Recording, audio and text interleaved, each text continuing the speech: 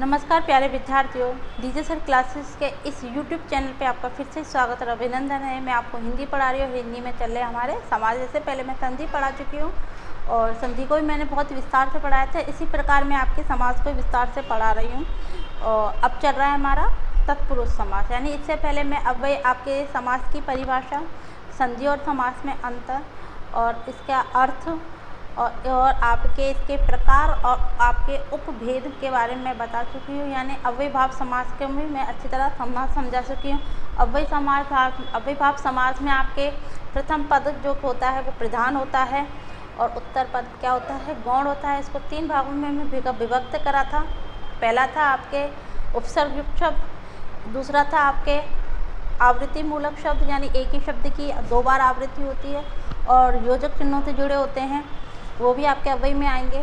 तीसरा था आपके जो प्रमुख शब्द होते हैं वो आपके मूल शब्द के अंत में जुड़ के, जैसे रात भर, दिन भर, गंगा पार, नद, सरयू पार, इस प्रकार जो शब्द होते हैं वे भी आपके अव्ययभाव समास में आएंगे।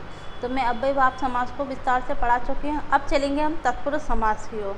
तत्पुरुष समास, जैसे कि मैं आपको बता चुकी हूँ कि तत्पुरुष, इसमें आपका तत्पुरुष समास, इसमें आपका प्रथम जो पद होता है, प्रथम पद, और एक होता है आपका उत्तर पद। उत्तर पद, इस चीज़ को मैं पहले समझा चुकी हूँ, जिसमें आपका प्रथम पद क्या होता है, गौण होता है, और दूसरा पद होता है वो आपका मुख्य होता है। तो देखिए, जैसे कि मैंने लिखा आपका राजा का पुत्र आ रहा है, या मैंने लिखा आप गंगा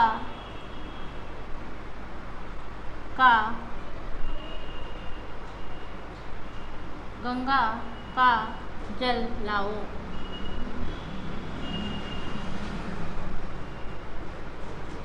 या मैंने लिखा आपके पास हवन के लिए सामग्री मंगवाओ। ठीक है, तो यहाँ मैं उत्तर पद की प्रधानता की बात कर रही हूँ। यानी इसमें अब ऐसा नहीं राजा का पुत्र आ रहा है, यानी इसका आप विभक्तियों का इसमें लोप होगा। तो यानी राजा का पुत्र, ये विभक्ति का लोप हो जाने पे क्या आएगा आपका, राजपुत्र। ऐसा नहीं कि राजा का पुत्र आ रहा है या राजा के साथ पुत्र आ रहा है। तो यहाँ पर क्या है, राजपुत्र, यानी विभक्ति चिन्हों का हम लोप कर देंगे तो क्या आएगा आपका उत्तर पद। यानी ये पद प्रधान नहीं है, प्रधान क्या है, ये है। बात किसकी हो रही है, पुत्र की बात हो रही है यहाँ पर। इसी तरह गंगा का जल लाओ, ये नहीं कह रहे कि गंगा नदी का लेके आ जाओ या कुछ ऐसा लाओ।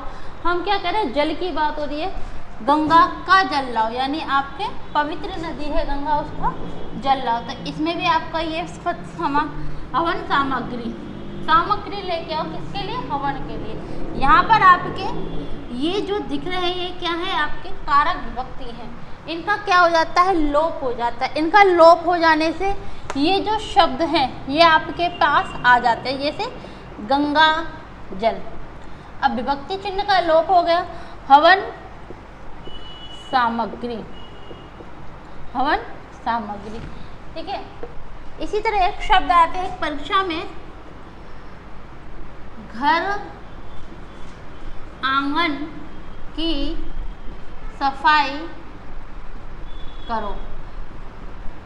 पूछा गया था उपयुक्त में सब समास है, उपयुक्त में समास है, तो याद रखना इसमें योजक चिन्ह लग रहा है। इसमें क्या लग रहा है आपका, योजक चिन्ह लग रहा है।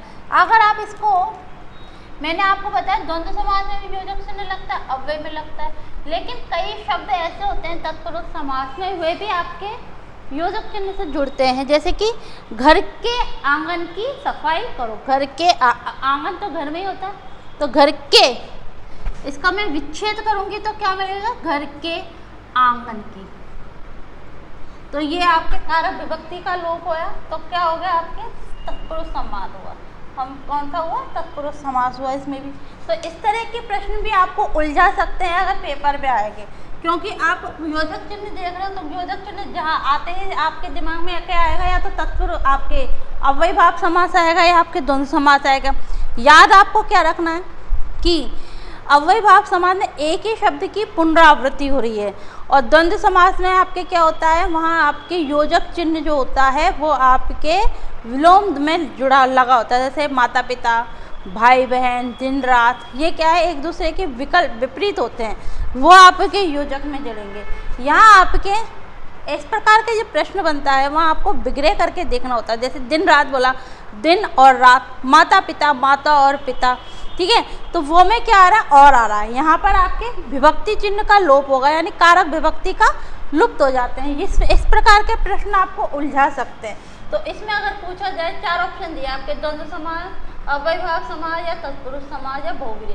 तो ऑप्शन है, अगर आप बिगड़े करके देखोगे तो घर के आंगन की सफाई को, घर के आंगन की सफाई, तो इस तरह के प्रश्न आपके, ये आपके आरपीएससी में आया हुआ क्वेश्चन था, आरपीएससी में आया क्वेश्चन था, घर के आंगन, घर आंगन की सफाई तो करो। तो इसमें आप जैसे बिगड़े करोगे आपको पता चल जाए घर के आंगन, घर के आंगन की सफाई, तो यहाँ पे आपके विभक्ति चिन्ह का लोप हुआ, तो इस वजह से ये किस में गया, आपके तत्पुरुष समास में गया। तो यानी आप यहाँ मैं आपके बात कर रही हूँ, ये क्या है आपका, ये क्या है आपका प्रथम पद है, ये क्या है प्रथम पद, और ये क्या है आपका उत्तर पद है, उत्तर पद। यानी इसकी आपकी प्रधानता रहेगी, क्या रहेगी, इनकी, यानी दूसरा जो पद होता है उत्तर, यानी दूसरा जो पद होता है उसकी क्या होती है, प्रधानता होती है। प्रधानता यानी भाई ये मुखिया है, यानी बात किसकी हो रही है, इसकी हो रही है। प्रधानता यानी मुखिया, मुखिया क्या है, ये है, बात किसकी हो रही है, इसकी हो रही है। अब जैसे गंगा का जल लाओ, यानी गंगा जल, जल क्या है, एक गंगा का जल को पवित्र माना जाता है, तो जल की बात हो रही है यहाँ पर। हवन सामग्री, हवन के लिए सामग्री, यानी सामग्री जलाने के लिए क्या दिए, हवन में डालने के लिए सामग्री चाहिए, तो बात किसकी हो रही है, इसकी हो रही है। जहाँ पर आपका प्रथम पद गौण होता है, प्रथम पद गौण होता है और उत्तर पद प्रधान होता है। याद रखना मेरे शब्दों को, कामता प्रसाद गुरु के अनुसार, कामता प्रसाद गुरु के अनुसार उन्होंने कहा है प्रथम पद क्या होगा, संज्ञा या विशेषण का कार्य करता है। प्रथम पद संज्ञा और विशेषण का कार्य करता है, लेकिन उत्तर पद प्रधान होता है, और प्रथम पद क्या होता है आपके गौण होता है। तो ये क्या है, संज्ञा का काम या विशेषण। जल क्या कहाँ का है, विशेषता बता दी। जल, अब देखिए मैंने बताया आपका विशेषण, जैसे जल किसका है, विशेषता बता दी, गंगा का जल है, किसका जल है, गंगा का जल है, ऐसा नहीं किसी आम जल है, ये क्या है, गंगा नदी का जल है, विशेषता बता दी। पुत्र किसका है, राजा का पुत्र है, तो विशेषता बता दी। सामग्री किसके लिए ले क्या, संज्ञा शब्द आ गया। तो इस प्रकार के जहाँ प्रथम पद आपके संज्ञा या विशेषण का कार्य करते हैं, वो आपके याद रखना परिभाषाओं में से भी प्रश्न बनते हैं। ऐसा नहीं है कि आपको 4 ऑप्शन दे दिए, परिभाषाओं में से भी प्रश्न बनते हैं। उसने पूछ लिया, यानी एग्जामिनर ने आपसे पूछ लिया कि वह कौन सा समास होता है जहां आपके उत्तर पद प्रधान और प्रथम पद गौण होता है। तो कौन सा है, तत्पुरुष समास, दीर्घ समास और आपके कर्मधारय समास, ठीक है। या फिर उसने पूछ लिया वह कौन सा समास है जिसमें प्रथम पद संज्ञा या विशेषण युक्त होता है, तो कौन सा होता है आपके पास, तत्पुरुष समास, ठीक है। या फिर उसने पूछ लिया एग्जामिन ने, वह कौन सा समास होता है जिसमें आपके कारक विभक्तियों का या लुप्त कारक पद का लोप होता है, तो आपके पास ऑप्शन है आपके तत्पुरुष समास। समझ में आया। तो प्रश्न इस प्रकार भी बनते हैं। तो अगर आप प्रश्नों को देखना चाहते हो प्रश्न किस प्रकार एग्जाम में आते हैं, तो आप डिजिटल क्लासेस पे टेस्ट सीरीज़ पे जाइए, टेस्ट 1 पे, वहाँ आपको 4500 के आसपास हिंदी से संबंधित प्रश्न मिलेंगे। वहाँ आप जाके प्रश्नों को हल कीजिए, वहाँ आपको पता चलेगा कि किस प्रकार के आपके एग्ज़ाम में प्रश्न आते हैं। जैसे ही आप प्रश्नों को हल करोगे तो आपको खुद को पता चलेगा कि आप किस स्तर पे चल रहे हैं, आपकी तैयारी किस स्तर पर है। चलिए हम चल रहे हैं आपका, यहाँ मैं आपको केवल भी प्रथम पद और उत्तर पद के बारे में बता रही थी कि कौन सा पद प्रधान होता है। पंडित कामता प्रसाद गुरु ने आपके इसको प्रथम पद को लुप्त माना है, और उत्तर पद को क्या पता है, जो द्वितीय पद है उसको प्रधान माना है। चलिए अब इसकी परिभाषा देख लेते हैं। तत्पुरुष समास की परिभाषा पे बात कर लेते हैं। तत्पुरुष, तत्पुरुष समास मूलतः आपके दो शब्दों से मिलकर बना है। किससे बना है? दो शब्दों से। देखिए क्या है? तत् धन पुरुष, तत् धन पुरुष। तोड़ना तत् धन, मैं इसको एक मिनट दोबारा समझाती हूँ। ये क्या है? आपका तत्पुरुष है। अब इसको मैंने तोड़ा, इसका मैंने क्या करा? विग्रह करा। अब विग्रह टूटेगा यहाँ से, तो तत् और पुरुष। तत् का अर्थ माना जाता है आपका वह, तत् यानी वह, पुरुष यानी आदमी, पुरुष यानी आदमी। अर्थात वह आदमी, अर्थात वह आदमी, वह आ गया ना, वह आ गया। कौन सा आ गया? अगर हम सर्वनाम की बात करें तो दूसरा। सर्वनाम की बात करें, वह क्या है? सर्वनाम है। वह क्या है? सर्वनाम है। कौन सा सर्वनाम है? कौन सा सर्वनाम है? आपका एक होता उत्तम पुरुष, एक होता मध्यम पुरुष और एक होता अन्य पुरुष। तो वह क्या है? आपका उत्तर पुरुष। कौन सा? मध्यम पुरुष, सॉरी मध्यम पुरुष। तो मध्यम पुरुष में वह यानी दूसरा, जिसके बारे में हम बात कर रहे हैं। तो वह क्या है? दूसरा। वह यानी इसका अगर मैं शाब्दिक अर्थ बताऊं, वह ये आपका क्या है? मध्यम पुरुष है, यानी दूसरा आदमी। वह दूसरा आदमी, यानी जैसे कि परिभाषा से इसके अर्थ से ही पता चल रहा है कि हम दूसरे की बात कर रहे हैं, यानी उत्तर पद की बात कर रहे हैं। ऐसे शब्द विशेष जहाँ दूसरे की बात हो रही है, दूसरे उत्तर पद की बात हो रही है, उत्तर पद प्रधान होता है, वही तत्पुरुष समास है। ये आपकी अगर इस तरह आप देखो तो यही आपकी परिभाषा बिल्कुल क्लियर हो गई है। देखिए दोबारा देखिए, तत्पुरुष समास दो भागों में बांटा है। तत् धन पुरुष, तत् का शाब्दिक अर्थ होता है वह, पुरुष यानी आदमी, पुरुष यानी आदमी। अब वह क्या है? मध्यम पुरुष है। अगर आप सर्वनाम जानते हो तो सर्वनाम में ये कौन सा है? सर्वनाम में जानते हो तो अपन ये क्या है? मध्यम पुरुष है। मध्यम पुरुष यानी वह दूसरा आदमी जिसकी बात कर रहे हैं। तो ये क्या है? आपका दूसरा आ गया, यानी जहाँ आपका उत्तर पद, यानी कह सकते हैं हम द्वितीय पद, या कह सकते हैं दूसरा पद प्रधान होता है, दूसरा पद प्रधान होता है, वह आपके तत्पुरुष समास होता है। ये आपकी यहाँ की यही मैंने परिभाषा समाप्त कर दी है। चलिए इसको अच्छे तरह देखते हैं, आपके तत्पुरुष समास की परिभाषा हो। ये इसका मैंने शाब्दिक अर्थ बताया था। क्या बताया था? इसका शाब्दिक अर्थ। तत्पुरुष समास का ये क्या है? शाब्दिक अर्थ। ठीक है, अब इसकी परिभाषा देख लेते हैं। इसकी परिभाषा देख लेते हैं।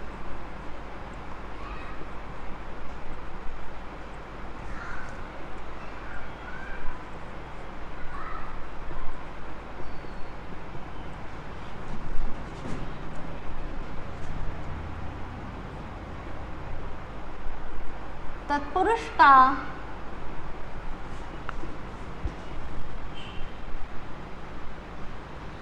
शाब्दिक अर्थ है वह, ये आपको अवतरण चिन्ह में बंद करा, वह आदमी, वह आदमी, वह आदमी। तत्पुरुष का शाब्दिक अर्थ है वह आदमी। ये दो शब्दों से मिलकर बना है, ये दो शब्दों से मिलकर बना है। कौन कौन सा है? तत् धन पुरुष, तत् धन पुरुष। तत् का अर्थ मैंने अभी बता दिया था, और पुरुष का आदमी। ठीक है, यानी ये आपके मिलकर बना है। फिर आपकी बात होती है आपके ये आपके जिन सामासिक पद में,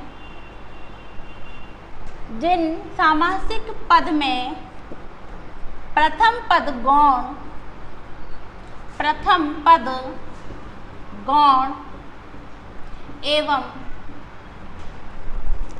एवं उत्तर या कह सकते हैं हम द्वितीय, उत्तर या कह सकते हैं द्वितीय पद प्रधान होता है, प्रधान होता है, वह समस्त शब्द, वह समस्त शब्द तत्पुरुष समास है होते हैं। दोबारा देखिए, तत्पुरुष का शाब्दिक अर्थ है वह आदमी, ये दो शब्दों से मिलकर बना है तद्धन पुरुष। इसका आपके जिसमें आपका प्रथम पद आपका गौण होता है और आपका उत्तर पद प्रधान होता है। ठीक है, तो आपके ये है इसकी परिभाषा। चलिए आप इसको उतारिए, फिर आगे बढ़ते हैं।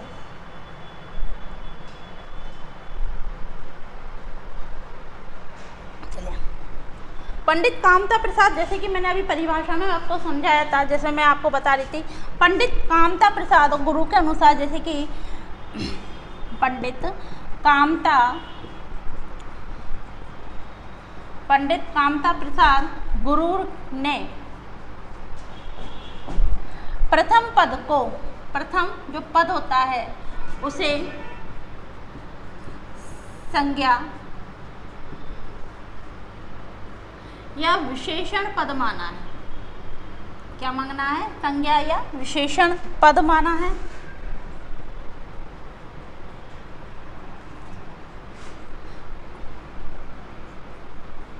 और जो उत्तर पद होता है, यानी उत्तर यानी दूसरा, जो उत्तर पद होता है यानी दूसरा जो पद होता है उसको क्या माना है? इसको प्रधान या प्रधान माना है, यानी मुख्य माना है।